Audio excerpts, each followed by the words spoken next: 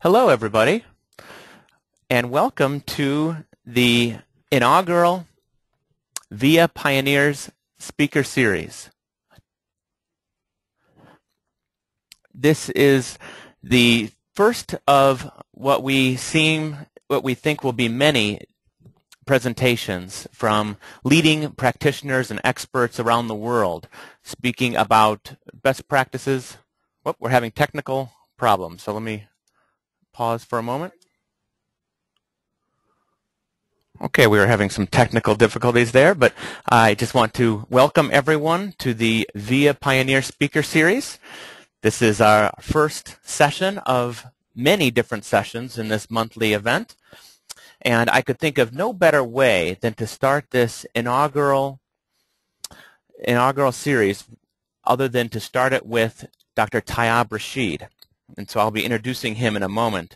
But first I want to say that VIA is doing this series as a way to support its nonprofit mission.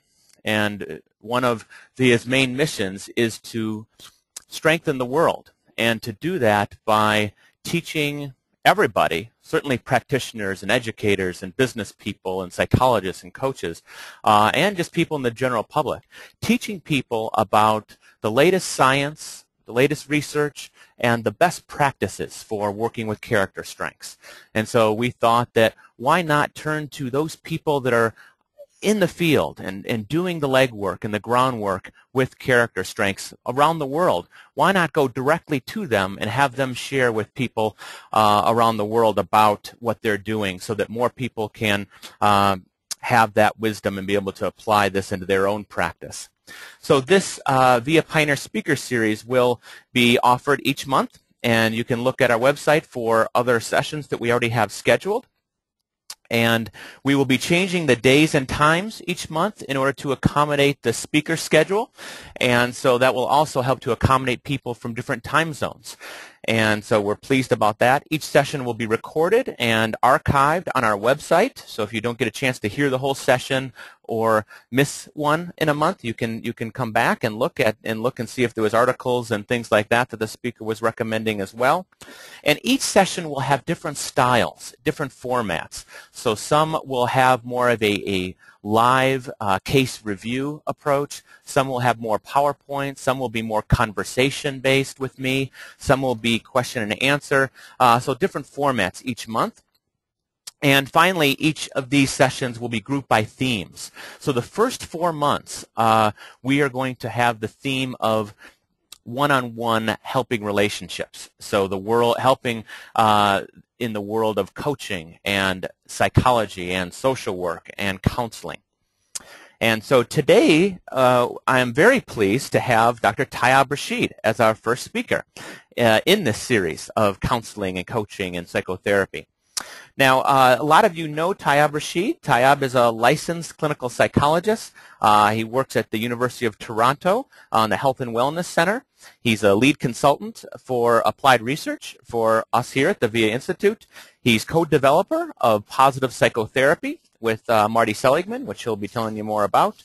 And he's also served as a trainer in the United States and in many countries in concepts in positive education and positive psychology. Tayyab is someone who uniquely blends his work in terms of research on character strengths and practice in character strengths, and that's very unique in this field. So the format for today is we're going to have Tayyab present, and we'll save about 10 minutes at the end for questions and answers. And also, at different points, I might pause Tayyab, ask him to pause and throw out a question or two in what he's presenting. And a lot of those questions can come from you. So if you would please email me, and you can see my email right on the screen there, ryan@viacharacter.org, and we'll be happy to kind of use those questions that are maybe most relevant and most applicable to a wide range of people. So send those to me at any point, and we will try to have Tayyab answer just as many of those as possible.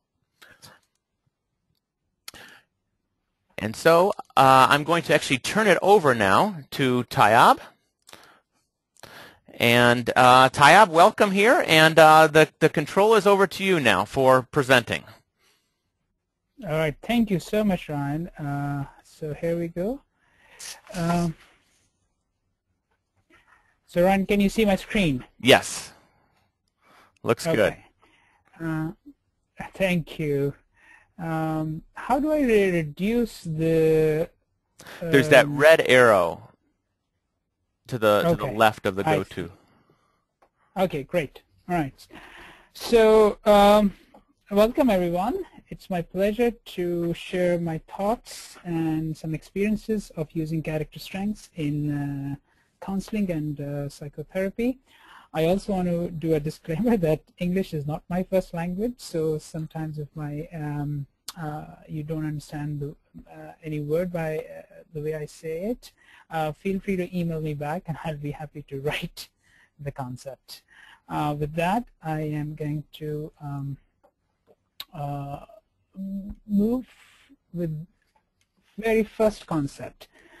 The world of psychotherapy and counseling has been based on this zeitgeist, which you can summarize pretty much what Freud wrote in Civilization and its Discontents, that I found little that is good about human beings on the whole. In my opinion, most of them are trash.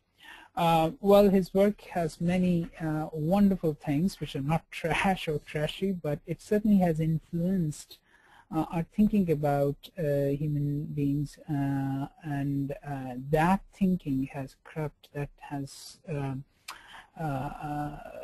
significantly influenced common culture.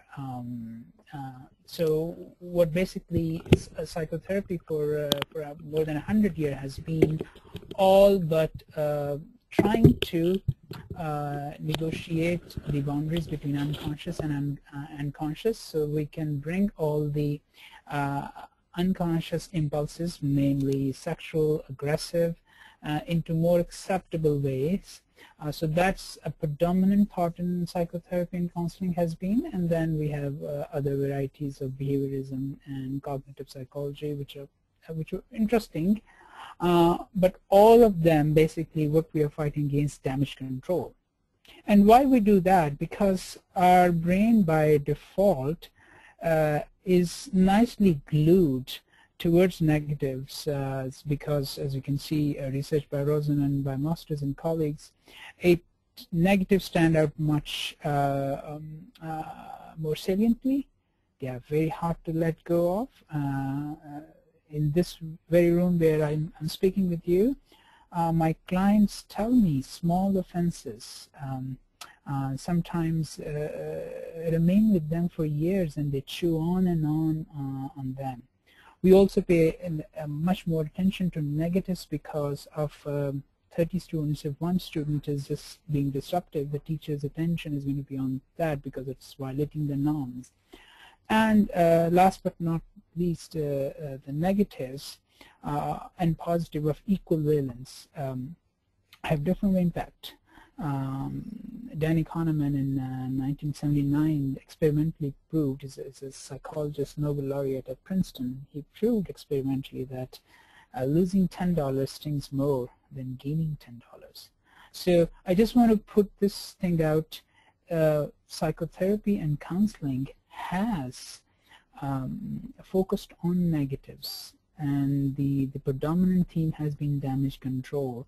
And there is good basis to that, why we did that, because negatives are very, very potent, very pervasive. So in many ways, they are the default mechanism. But about 10 years ago, Mark Seligman came with the book, which is as a bestseller, Authentic Happiness, and then very recently he came up with the next edition of it. It's called Flourish, and he said perhaps the whole aim of human existence is not just the damage control, and the function of psychotherapy is not move you from -8 to -2, or at best to neutral, but maybe to move you towards to move our clients toward flourishing. Without dismissing negatives. So positive psychotherapy, which is very much strength-based and which brings strengths into the fold, is greatly influenced by Seligman's notion that happiness, fulfillment, is based on 5 elements, which is pleasure, then P for pleasure, E for engagement, and that concept comes from Csikszentmihalyi's notion of flow. Flow is a state of a deep immersion, when time stops, when your challenge and skill match perfectly, when you have ongoing feedback, when you are one with the music. And we all have experience here and there, snippets of flow. The next time you raise your hand from any task and say, gee, this is 7 o'clock, I did not know where the time flew. So we talk, by engagement we mean flow, Csikszentmihalyi concept. And then relationships. Study after study after study is showing that strong relationship, sense of belonging to someone or to others, it could be one person or more than one person, is strongly associated with well-being. To an extent, there was a meta-analysis of 146 studies which came last summer. It showed that having strong social ties is adds to your longevity more than what you will add by quitting smoking or stop eating trans fat. So it's one of the most powerful predictors of happiness. And then meaning, why we all do what we do, or we just do it for the sake of paycheck. There is that may be true for some of us, but that doesn't bring lasting happiness. And the last one, which Marty updated his theory, is achievement. We all need to have some sense of achievement. Not achievement in some by this achievement I don't mean hard outcomes, income, status, but just for the sake of using your talents and skills to achieve some targets. So that's the theory on which positive psychotherapy rests, and how strengths come into the fold I'll go in a bit, but let me also share on what are the assumptions on which it's based. The first one is very opposite of what Freudian and psychology is. It is basically, we believe that human nature has an inherent capacity for growth, fulfillment, and flourishing.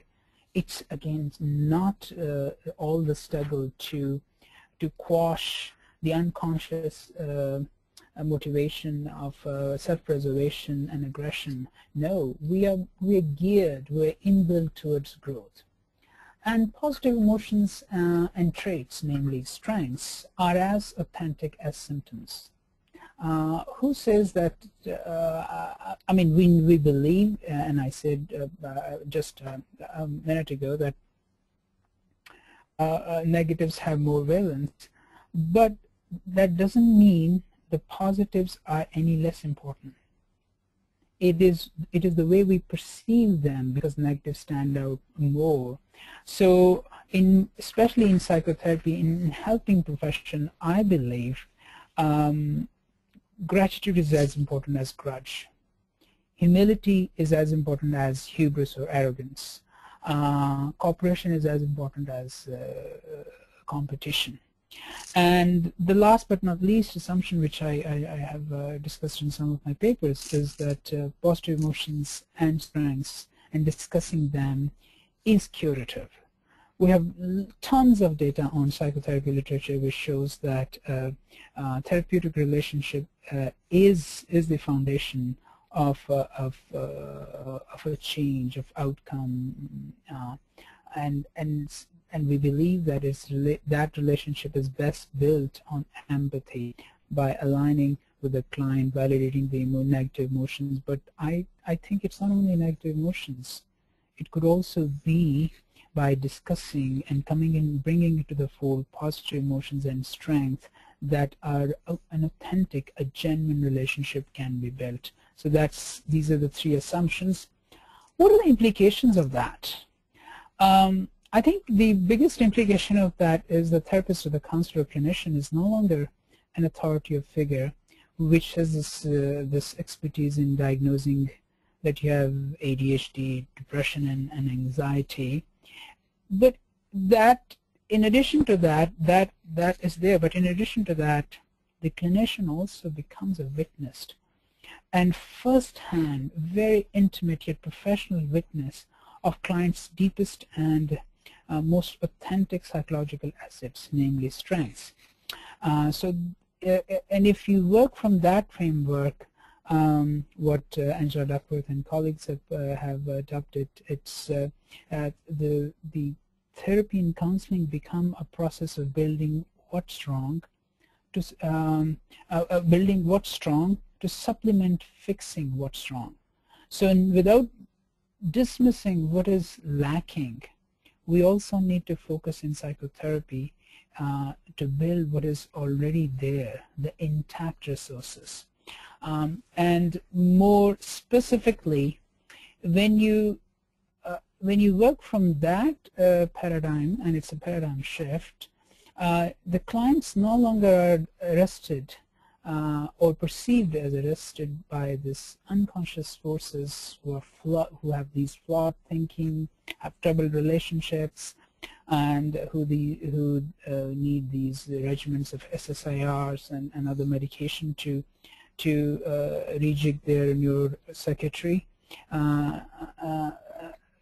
But we start seeing them, yes, they have trouble, they have weaknesses, they have shortcomings, but they also have assets. And they are capable of growing and maturing, because if you look at research, large studies show that absence of symptoms is not automatic presence of well-being. And the other big change that can happen with this implication is that the small temper tantrums or behavioral problems are not perceived quickly as ODD, oppositional defiant disorder. Someone who's very cautious, we don't readily jump onto the bandwagon of paranoia, or the biggest one these days is someone who's very organized and neat. It's become a common lingo that, oh, they have OCD. I can't tell you how many clients that I see in this room who come to me and they say, you know what, I figured out, I've Googled all my symptoms and I meet all the criteria for OCD. So now what do I do about treatment? So you can see the negativity bias and our obsession with looking at only with what's wrong with us has trickled down into masses, and you can see a couple of other things that I put together here. So how we use, now I'm moving very quickly into the application part of it, and I've written some papers and book chapters about it. So PBT, which is positive psychotherapy, heavily based on strengths. We look at pleasant life. One of the exercises we do is positive introduction, asking clients to introduce themselves through a story with a beginning, middle, and end, which ends on a positive note, but it's a real story, which shows them at their best. And I'm going to share with you this client has 2 weeks ago. This was our first session, and the presenting problem was huge social anxiety concern. So how positive introduction, I asked him to introduce, and of course I went through all the concerns that he had. We built all the things that any good clinician needs to do to build a good relationship and rapport. Once that was built, I very gently asked him if he could write a story about himself. The positive introduction. I'm going to read you what he wrote, and his presenting concerns was social anxiety, having not much confidence, and negatively comparing themselves to their sibling. They wrote a story about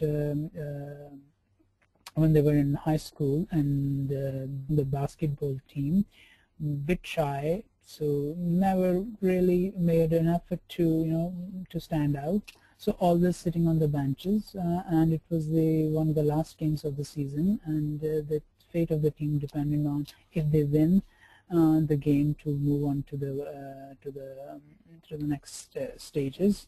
So here is what my client wrote. So they were in the last minute, someone got injured, and they were called to come, and only for 2.5 minutes. So this is what they wrote. Even though, and I quote, "Even though I was nervous before the game, I soon came to realization that during the first few minutes, while I was caught, I was totally immersed in the moment and experience. In the end, it didn't matter to me how I looked or what others thought of me playing skills. I was just there to do my duty. In that moment, I was able to accomplish my duty and forget the piercing eyes of judgment from others. Finally, this kind of experience I'm having trouble reliving these days." So it was a wonderful kickstart for us to not only look at the concerns, but also something that they were able to achieve. So and we have made some good progress, and as most of you know, there's one step forward in therapy and often sometimes 2 steps backward. So it's a strange and very idiosyncratic dance. Then I go into negative memories, where I ask them to write or describe a memory which it's just like an open book, still troubles them. And then we see if we can rewrite the memory. And one of the techniques that I use is using their strengths to rewrite the memory from a third-person perspective, rather than, which creates a distance between them and the other person. And then most of you might be familiar with the gratitude letter and visit. They say write a letter about thanks. And this one I get them started very quickly, which build the strength of gratitude. There's a 3 nightly blessing you can call, alternative name, 3 good things. I also ask them to do some exercises on savoring and slowness, because I think we live in this turbocharged world where everything is on the go. It's a drive-through world. So maybe we need to slow down and enjoy things that we have. And then the big part of the therapy is based on strengths, in which they assess their strengths through VR survey, which is free online. And after they identify their strengths, which I'll describe much in detail in coming slides, they learn to we collaboratively come up with some goal. And the third part is again using the strengths to do something I call PTG, post-traumatic growth. Any trauma, anything that had happened in their life, which still is troubling them. They're trying to negotiate with this after effects. So we explore very gently, and that's why it comes much down in therapy. It's a possibility of growth, because a lot of people do grow. We don't sometimes they're not aware of this growth. We also talk about positive relationship, positive communication, and gift of time. All of these exercises, there's no exercise which doesn't tap one or the other of the VR strengths. Hey, Tayyab, can I pause you for 1 second for Sure, a question sure. for you, and also just a quick reminder to the audience, feel free to continue to email me your questions that you'd like me to ask Tayyab at in my email, ryan@viacharacter.org. Thank you. So Tayyab, a question for you on, you've done positive psychotherapy for a number of years and with a number of different populations. So you've done it with clinical populations, depressed, and you've studied that, and you've done it with other clinical populations. You've done it with quote-unquote normals, which just basically means, people without a psychological disorder. Mm-hmm. And so what differences have you noticed in terms of the optimal approach of PPT with these populations? Does it change a lot? Do different things with character strengths with people who have a condition versus those that don't? No, the magic of psychotherapy is or counseling or coaching. The magic of one-to-one working is every single encounter is unique. Every single encounter is idiosyncratic, and it ought to be. So you create the therapy for your client, and all what I have through these exercises, they look much structured. Oh, trust me, they're not structured in therapy room. I'm very flexible in how I use these are sort of guidelines for me. So I create the therapy for my client given their concerns, and I alter the sequence. I exercise flexibility. So coming back to your question, is any difference between clinical and non-clinical? No. All I know is go back to my first assumption is I sit with the client. I don't sit across the client.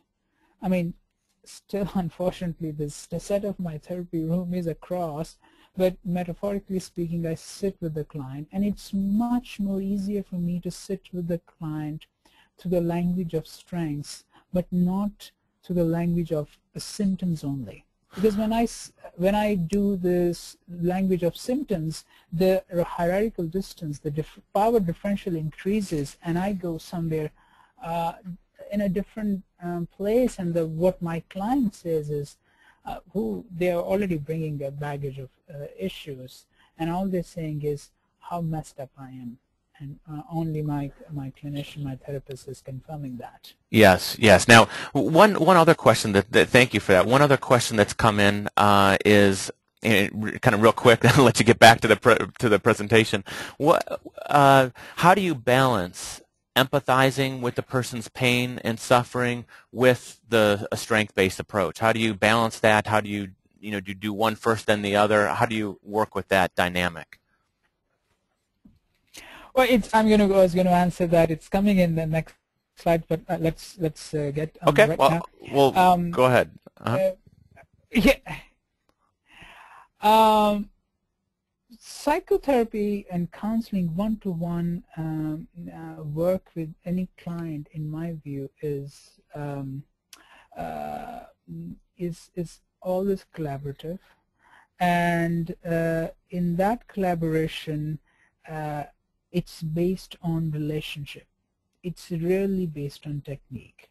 So once you're able to establish the relationship, and you can, as I said, you can establish the relationship by what Ryan, you were saying about by listening to the suffering, the pain, because that's fundamental. This is why the client is in pain. That's why they are sitting with you. So you have to have this ability to tolerate that pain very, very deeply. If you are questioning about your ability to tolerate the pain of clients, you might re-examine your career options. But so that's fundamental, and I never dismiss. So even in the middle of a gratitude exercise, when I'm asking, what are you thankful for this person? And they say, I'm thankful for they were kind, but the other day they were mean to me. So you keep your ears and eyes equally on the both sides, and don't dismiss that, because if you will dismiss their complaint and suffering, you're going to lose the relationship. So all your positivity and or your character strengths, they are going to be shallow and meaningless. So don't lose your mind. So my answer to your question is, listen to the suffering and pain, be with it, but don't get stuck to it. And because your client is at times stuck in that, and they are in a state of inertia. So for you to get them out of that inertia, strength is a wonderful language. Strength is a wonderful way. So these are the results of our studies. Our first validation study, which we published in 2006, PPT did fairly better on a couple of outcomes. And then I taught it to teachers as a happiness course. Again, we got some very good results. But my question is, as a clinician, why would you work on strengths? So the first thing is, you have to understand, fixing or remediation is rarely going to make one strong or stronger. It's not going to lead towards growth. You can listen, and by the same token, you can listen to troubles, and you can you can sympathize or empathize. But sympathy and empathy, or a combination of both, doesn't lead to growth necessarily. It can connect you, but connection is important, but still not enough for growth. So, so for growth, you need to look at strengths. Also, keep in mind that strengths are much better generator of change. As I said, clients are bringing the baggage of issues, whole host of issues with themselves and with the society, and we now live in a very complex web of 7 billion people. And the interpersonal offenses, sensitivity or hypersensitivity is going to stir up issues, and they're going to those issues are going to remain stuck and sticky with clients in their psyche, in their emotional makeup. And your job as a clinician is to change it. But you can't change it if you rehash what's missing in them, or what was missing in others. Blaming others doesn't create change. Blaming others can create sympathy, but it's not going to create change, in my view. So language of strengths, the notion, authentic language, authentic discussion of strengths is a much better generator of therapeutic change, in my view. Also, there is a tremendous amount of research which is showing that once you talk, once you start looking at strength, start using them, it creates a different mindset. It creates positive emotions most visibly. And Barbara Fredrickson's work has shown that the more positive emotion you have, and when you are in positive emotion state, your mindset is different. She calls it broaden and build and broaden theory, and she has proven it with some wonderful experiments that when you are in positive emotion, state of positive emotion, when you're experiencing them, you, for example, the one strength that comes very high during positive emotions is collaboration. You want to collaborate. You want to be with someone else. So you are building social ties. Your creativity goes high. When you're in negative emotions, you want to be left alone in most cases. And so negativity is a spiral down mechanism. Positivity, from a cognitive perspective, it opens up. So it puts you in a different mindset. And if you can bring your client, if you can coach your client, gently nudge them to do small little things which will help them to generate explicitly, deliberately generate positive emotions for some of the exercise that I described, it will put them in a different mindset. It will get them out of inertia. It will get them out of that ruminative cycle where they think about problem endlessly in circles and circles. Most of the strengths, 24 strengths, if you look in VIA's classification, a number of them are collaborative. They build relationships. So asking clients to use their strengths inevitably results in building, or in many cases, repairing relationships. So that's why you want to capitalize on strengths. And I have done some research and wrote some very simple behavioral strategies for using 24 strengths as coping strategies. For example, if someone offends you, and when you're in a negative state of mood,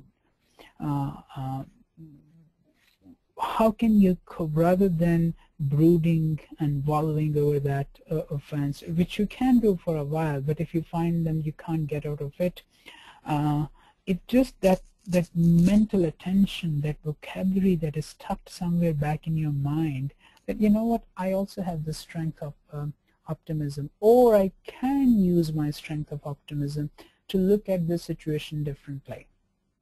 And there's again long tradition of studies which have shown that if you can teach, especially depressed clients, you can to tweak their attributional style. This is Martin Seligman's lab work has shown to explain things to themselves in a different way. And what a different by different I say, through a strength language way, they will be able to cope with the challenges much better. And my last bet to you on this is, why wouldn't you work on something which is already intact? I mean, yes, you can eradicate lots of things, the paranoia, the anxiety, the hyperactivity, the social awkwardness, and whatnot, and psychology is pretty good, if not the best, but if not the perfect, it's pretty good. But why not to use things which are already intact?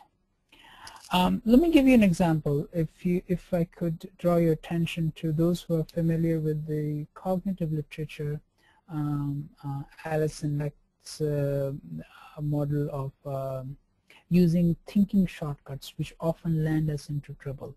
So this goes back, this connects with my last slide of how we can cope better.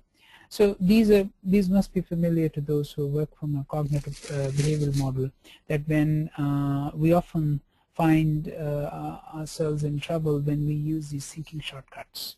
We jump to conclusion, our vision becomes tunneled, and so on and so forth. We externalize, we personalize.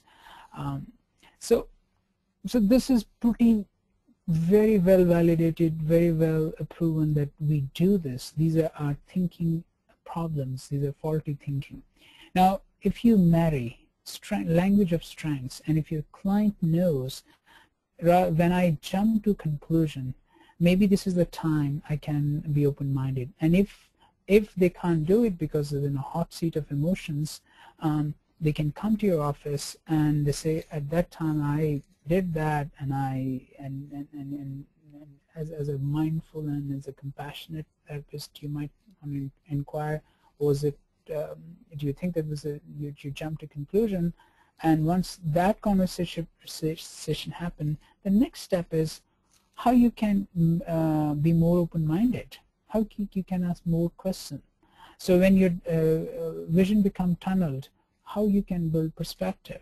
So what we have done is, we have done on this left-hand side tremendous job of researching and understanding and framing question around that. We haven't married it with the other half. We have remained on the south side of thinking problems. We haven't gone to the north side of thinking resources. So this is so whenever I see these personalization, I call upon some of their strengths. I can give an example of which one will be, social intelligence. One of my clients recently, I've been working with them for a number of sessions, and they're very, very sensitive, and when they took the test, via test, social intelligence was surprisingly high. So we discussed the idea of what social intelligence is. It's understanding the motives of others. If it is putting yourself in others' shoes, it is how to fit in a situation very organically. And once I started discussing that, especially the idea of understanding motives of others, which are obviously not clear, they don't stand out, so you have to do some cognitive, implicit cognitive reasoning. That was a breakthrough for them. That why I'm so sensitive. Maybe if I could utilize my social intelligence, so that seemed to be working so far, with some some back steps as well. How I identify strengths. I go much longer and a bit more complicated way. So there's just a little, this slide would show you, I ask them, once they write the positive introduction or story or narrative, I give them just the name of 24 strengths, just names. And I ask them which 5 identify you best from your story or from your personality. You can overall personality or from the story. It doesn't matter. You can go both way. And they identify it. And then sometimes I also vary. I just give them the descriptions. I don't want to bias them with the title. This modesty means someone who doesn't like the spotlight. So it's just a description without the label. So you can vary. You can be very creative. I mean, therapy and counseling is a creative process. Then I send them to the website. They take the VIA survey of character strengths. It's free online. And then our next session is usually very interesting. So I see their perception, the perception of the survey. And by the way, before actually they take the survey, they also ask one significant other, family member or friend, to just identify, no ranking, just identify top 5 strengths. So they bring it, and this is the most interesting session. Inevitably, this session is very fruitful discussion. It's a great springboard for change, therapeutic change. Then once they sort of determine, okay, these are the strengths which others see, these are the strengths which they think, I go into this process. I just recently started. I shared this table with Ryan just last week. I asked them, is optimism like a trait or is it more situational? In some situations, in some domains of your life, you are always pessimistic. Let's say your relationship with your father. But when it comes to academics or work, you're very optimistic. Do you persist always in all the tasks? You persist very well, and I have a couple of clients who persist very well, adult clients, at work, but their persistence at home is low. So you ask them, is this more of a trait across situation or is a phase? It's a situation dependent. It gives you a very rich data. Then I go to the next process is, do you use optimism? Because too much optimism, obviously without saying, is no good. I mean, you don't want to be a Pollyannish person and who just look at the world with the rose-colored glasses and miss the dangers. So sometimes, or you don't want to be too kind. If you become too kind, I have a client who did the survey, and guess what? The top 3 strengths were love, social intelligence, and kindness. And their narrative of life is that they have been multiple times emotionally and severely emotionally abused by other people. So you also want to explore, is the strength is being underused or overused? And then it's a very interesting discussion I have for all the 24 strengths. Which one? These are the one that you have. Which one you would like to have? And then we come out at a composite. So it takes a couple of weeks, a number of sessions to come up to that composite which strengths they think they have. And I'm pretty flexible. These are not, you know, these are not watertight boundary. These are not variables like gender. These are still human-made, human operationalized construct. Lots of curiosity might also allow with creativity. So I believe in the value of it, but I also know that there's an overlap between strengths, among strengths.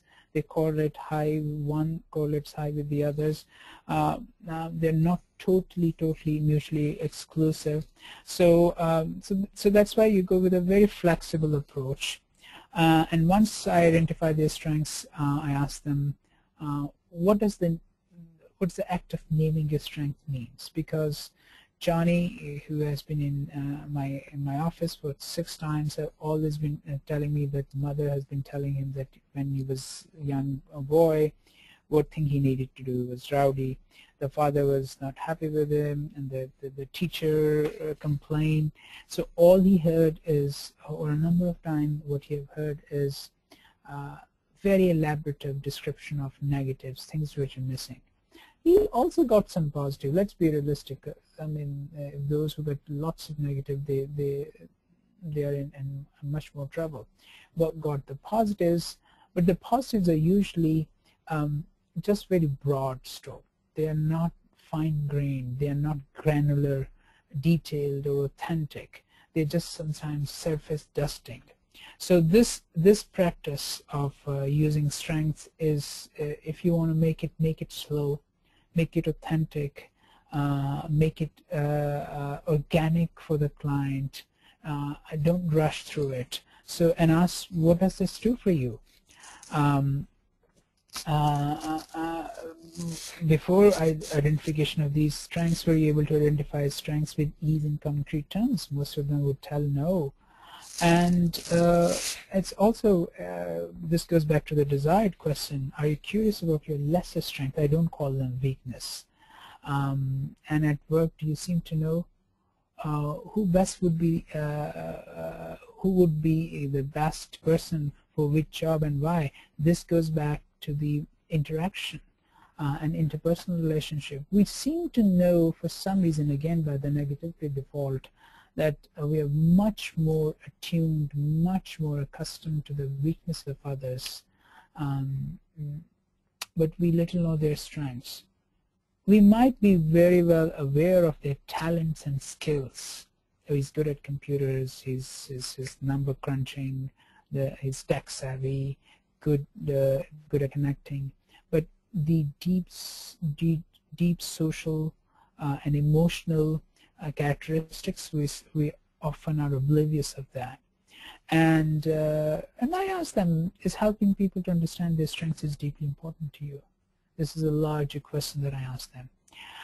And there are some tips, because sometimes just giving the abstract names isn't helpful to elicit strengths in themselves and in others. So I ask them to recall some memories, some stories, any things which they did were energizing, so that also give you a little bit clue how to go into the language to identify strengths. How, and at times when they really felt authentic, they felt themselves, no pretensions, no social pressures, no what others wanted them to be. And they felt very easy, and when their attention was razor sharp when we were doing something, and you had a couple of other things too. And also look at the language, ask them the language, the phrases, I love, or I adore, or when I do this, the intonation, the emotional tone and gesture, the body language. It gives you lots of clues if you can't really elicit strength only from the survey. So look at the wider, the holistic view of the client. Ryan, I want to pause here before I go. If any questions, and in terms of timing, I'm looking at my clock, but I'm good. I can go. Sure. Yeah. There is a couple questions. Can you hear me, Tayyab? Can you hear me? Okay. Yeah, yeah. Oh, okay. Yeah, There are some yeah. questions. Let me throw one Absolutely. at you, and I know that you have a couple other things to note, and we can go a couple minutes after 3 o'clock. I know we started a little bit late. So one question is, the person's noting that you spoke of savoring strengths, and is asking about, it says, how do you make the strengths stick? Is it more about reinforcement of being autotelic, that flow state, or does sensible praise account for more? Is it a combination of the two? So kind of asking about, the differences there with reinforcement versus reward versus championing the strength versus praise. If you could speak a little bit of that to that, and what's more important, where's the balance? Excellent question. Oh, what a beautiful question.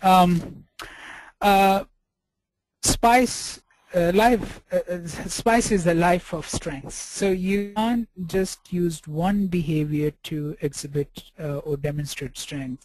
So as a clinician, your job is to, with the help of client, generate a repertoire, a rich repertoire of behaviors, and I'm very much in behavior and actions which demonstrate the strengths, and then denote this which specific behavior is good for which situation. Because if you are being kind to everyone and in every situation, at times you will be used as a doormat. If you are forgiving situations which needs more fairness and justice, you might not be helping yourself or the other person. So it's the to stick, to reinforce, help generate collaborate with a client to generate a rich repertoire of behaviors, and then denote which are good for which situations. Because life situations unfortunately don't come labeled with this this thing that, okay, use kindness here, Ryan, use your curiosity here, I have used your zest here. No, it is a very quick and almost automatic process we have to go through. The other part in terms of reinforcement is, I will go to Aristotle's view, which is we are nothing but what we do repeatedly. In order to cement a strength more deeply, let's say savoring or gratitude, you got to do it a bit of in a ritualistic way, as a habit. Of course, you can introduce the variety rather than having I'll give you an example. I saw a client. She just stopped. She's doing wonderfully well. It was her strength was top strength was appreciation of beauty, and we were discussing how she would use the strength and how she would cement it. And she's also an athlete, and loves to run.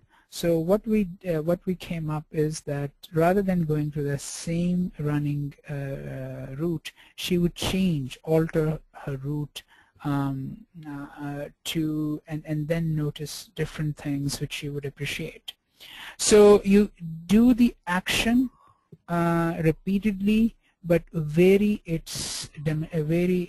how it is done, and so introduce some variety. Excellent points, Tayyab. Excellent, thank you. Let me ask you, select one more question here. I think that applies to a lot of people, and then maybe turning it back to you for kind of like a final slide or kind of wrap up points.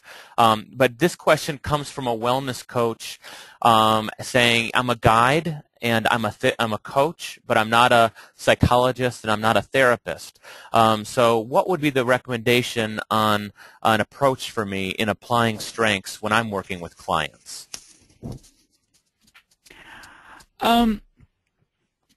I think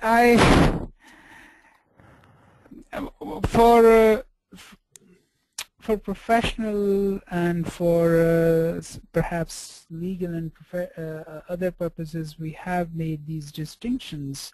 Who is a therapist, who is a coach, who is clinician, and I think view yourself as a collaborator. Either it's is a setting is therapy, or is coaching, or is a guide, or even in teaching. Perhaps teaching is a bit different. If it's a large setting, it's more focused on didactics. But even then, recently a study came to predict which is the best teacher, and of all the predictors, was the relationship was the most valid predictor of a good teacher. So view yourself as a co-collaborator, as with your client. And language of strengths helps you to decrease that hierarchical distance of someone who is an expert in diagnosing the illnesses in you. Rather than that, you are working with them, as I said earlier on. Sit with them, not across. So I think if you can strip away those title and those boundaries, which have some values, I'm not dismissing their values, but I think it's the relationship. As I said again, therapy or counseling or coaching is done through relationship, not through technique. Thank you, Tayyab. And yeah, if any kind of final concluding thoughts, final slide, final wrap-up points. This is a case, how you would, strength-based case formulation is, as I think some folks might have already read the points in that, but again is asking the strength-based questions, and some of them are on this slide. Let me also go to this one. When this will be the final one slide, and then the couple of closing thoughts that I have. We are doing beings. We also thinking beings. We are also relating beings. So if you could find ways to help client to translate the strengths into actions and into experiences, they're going to matter much longer than just talking. Talk therapy is helpful, but the doing therapy which clients do outside of therapy or outside of counseling or coaching is very important. So sometimes when my clients are not convinced that this thing is going to help with them, so I don't get into the rational argument that doing a forgiveness exercise or gratitude exercise is good. I say, well, you're here, and you might want to even be, you can have some skepticism, but let's do it. So if you can remove the barriers towards doing the exercise, towards getting them into the experience, that is a success. So construct the goal of the therapy through experience, because once they experience the savoring, once they experience the gratitude, which they express through letters, once they experience they're running and appreciating different parts of nature, that's going to go much longer. Then also put it in some very concrete terms. Not very concrete, let me say, with some sort of just a minute, Ryan, I just have to attend something.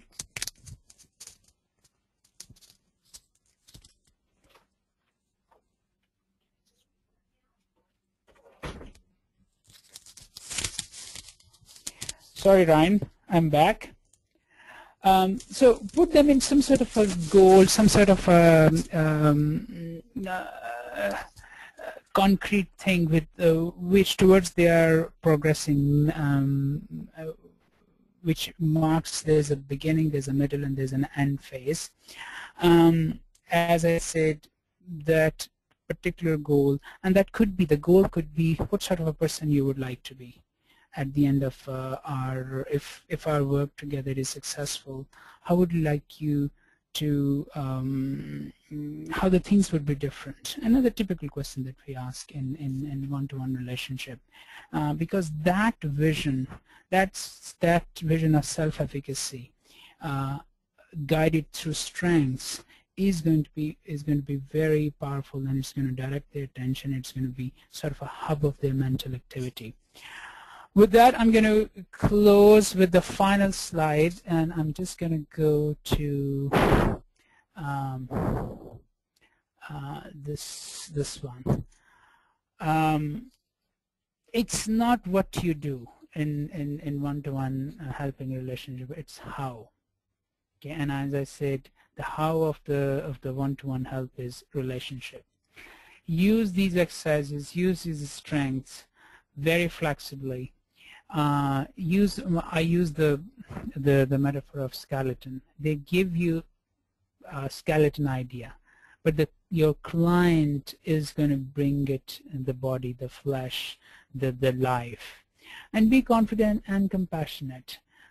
Be confident in the sense that, I mean, as I said, there's lots of research is coming up and showing that the working on strength is powerful and is good, but be humble. It may not work. So have sense of compassion towards you and towards your client, that you know, not everything works for everyone at every point in their life. Maybe these things would be helpful at another point. Prepare for your session. So don't book 7 clients, because you need to think about your client after the session, how it was, did they progress, did they not, what needs to be done, and what you need to do for the next session, and be genuine. And the very last one thing I want to say: never ever dismiss negatives. Your integration of negatives or symptoms into strength is the key towards your success. All you can do is, by bringing strengths, is to sort of re-educate their attention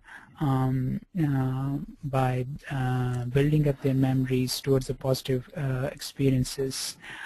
And the last but not least point, the last one, is intentional relational activities. Actions are very important. Good, noble actions. Once they do it, they will build their muscle memory, and that will be hugely, hugely therapeutic. I have so many wonderful examples. Unfortunately, I don't have time to share those, which some of my clients have done. Those activities, when they do it, they engage in the action.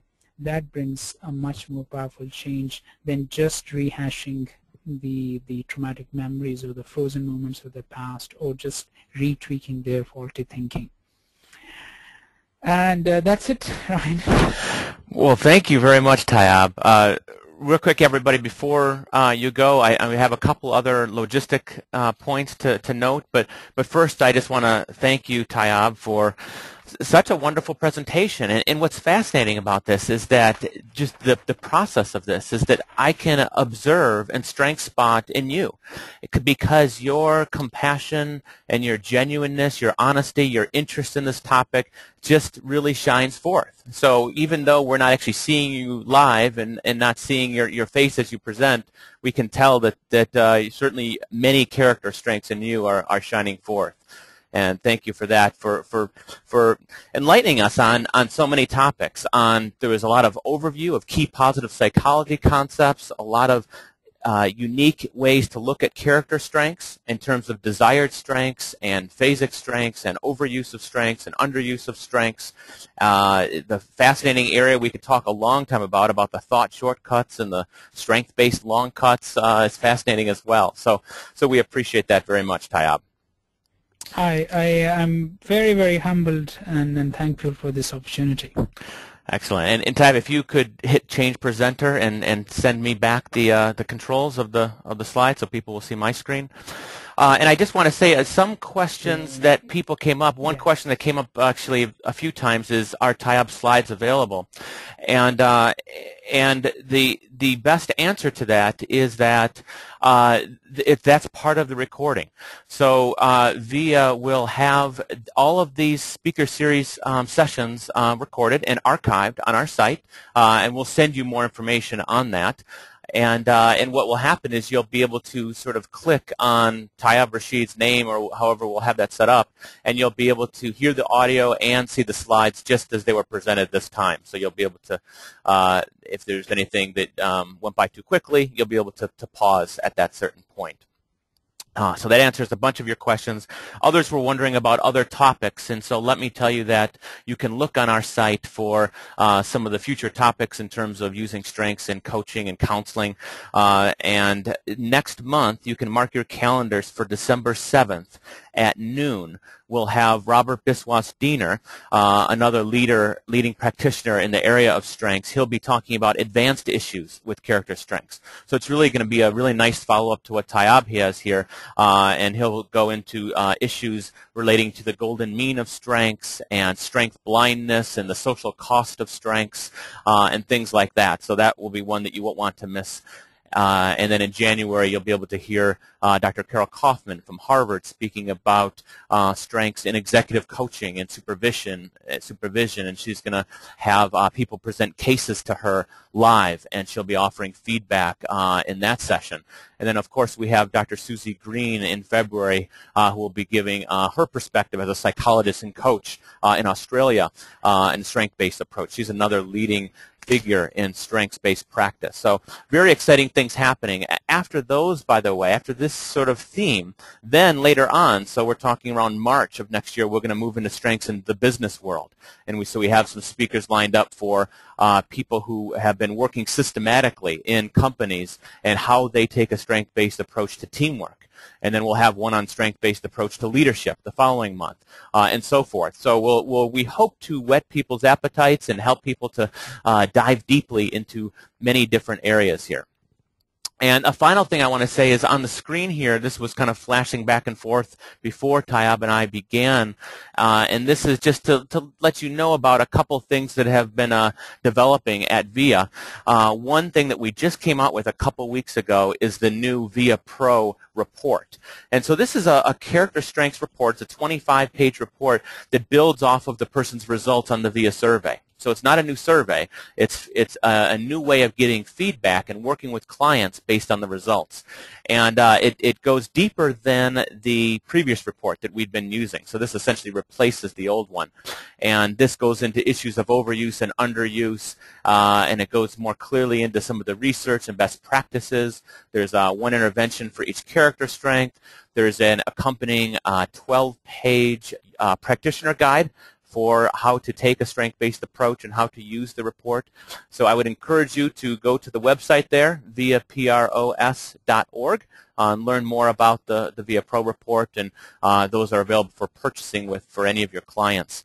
And also, hot off the press, we just set these dates earlier this morning that we're going to have another workshop that the people would pay for. It's a 4-week workshop that's going to be highly interactive, and it's going to be on how to use the VIA Pro report.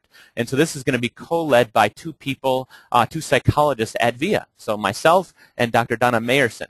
And so we'll be working with people in groups of 2 and so in dyads and in larger groups in each of these 4 sessions, giving immediate feedback and working with the VIA Pro report. So if you want more information on that, it's so new that we don't actually have that up on the site yet. So please, you can email me or email Kelly Aloise, our VIA communications specialist, for more info on that.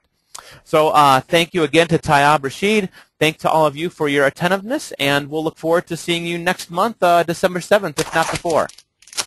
Have a good week, everybody.